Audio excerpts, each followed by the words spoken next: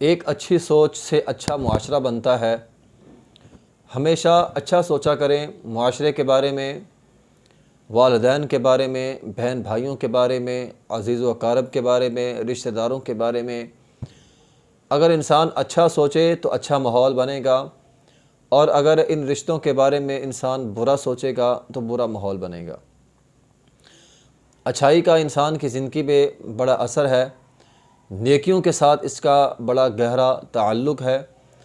ایک حدیث ہے کہ رسول اللہ صلی اللہ علیہ وسلم نے فرمایا، ایک آدمی ایک عورت کے ساتھ نکاح کرتا ہے اور حق مہر لکھ لیا جاتا ہے، لیکن اس کی سوچ یہ ہے کہ میں نے حق مہر ادا نہیں کرنا، حق مہر میں نے ادا نہیں کرنا۔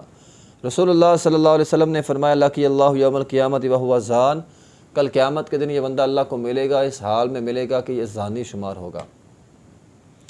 اب دیکھیں، اس بندے نے زنا کیا نہیں ہے، لیکن اللہ کو زانی ہو کر ملے گا، مطلب اس نے وہ حق مہر ادا نہیں کیا، اس کا ارادہ تھا میں نے دینا نہیں ہے اور اسی حالت میں مر گیا۔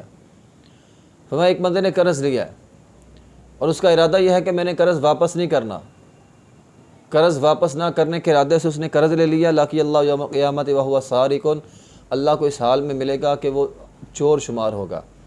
اب اس نے بھی چوری نہیں کی، لیکن قرض اس لیے سے لیا کہ میں نے واپس نہیں کرنا۔ تو یہ سوچیں انسان کو مجرم بنا دیتی ہیں، ٹھیک ہے۔ اس نے ارادہ کیا تھا، سوچ یہ لیا تھا کہ میں نے نہ قرض واپس کرنا ہے نہ حق مہر ادا کرنا ہے، تو اللہ تعالیٰ کے ہاں وہ کتنے بڑے مجرم جو ہیں وہ شمار ہوئے، ایک زانی شمار ہوا اور ایک جو ہے وہ چور شمار ہوا۔ اس لیے انسان اپنی سوچ کو مثبت رکھے گا، اس کے مثبت نتائج ہیں، اور اگر منفی سوچ لے گا تو اسے منفی نتائج ملیں گے۔ منفی سوچنے والوں نے تو بہت دور تک سوچا ہے۔ اب دیکھیں نا، صحابہ کرام کے بارے میں منفی سوچنے والوں نے برا سوچا، امی عائشہ رضی اللہ عنہا کے بارے میں برا سوچا، ان پر الزام لگایا، بدکاری کا الزام۔ اللہ نے برات میں قرآن کے 10 آیتیں، محترم بھائیوں، اگر اللہ تعالیٰ کسی کی برات میں ایک جملہ فرما دے اس کی برات کے لیے کافی ہے، لیکن اللہ تعالیٰ نے امی عائشہ رضی اللہ تعالیٰ عنہ کے لیے 10 آیتیں قرآن کی اتار دیں، 10 آیتیں قرآن کی اتاری ہیں۔ لیکن آج بہت سارے بدبخت ایسے لوگ ہیں جو امی عائشہ رضی اللہ عنہ کے بارے میں برا سوچتے ہیں۔ تو بری سوچ انسان کو مشرک اور کفر تک لے جاتی ہے، اس لیے ہمیشہ اچھا سوچیں، اچھی سوچ ہی انسان کو کامیاب کرتی ہے۔ اب دیکھیں نا، ایک بندہ ہے خودکشی کر لیتا ہے اور اخبار پہ سرخی لگ جاتی ہے، غربت سے تنگ آ کر باپ اپنے بچوں سمیت اس نے خودکشی کر لی۔